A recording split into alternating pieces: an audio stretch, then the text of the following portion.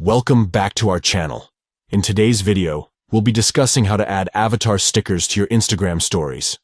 If you want to personalize your stories with fun avatar stickers, this is the full guide for you. Let's jump right in. Step 1. Open the Instagram app on your Android device. Step 2. On your Instagram feed, tap on your profile picture in the top left to add a new story. Step 3. Select the content you want to turn into a story.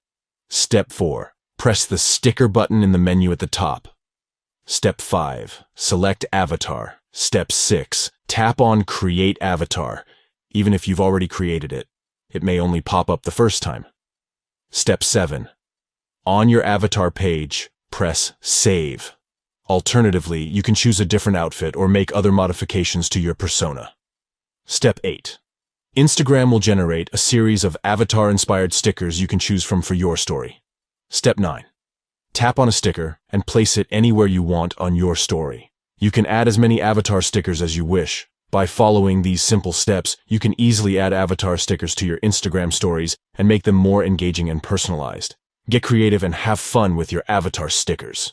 If you found this guide helpful, don't forget to give this video a thumbs up and subscribe to our channel for more useful tips and tricks. Thanks for watching.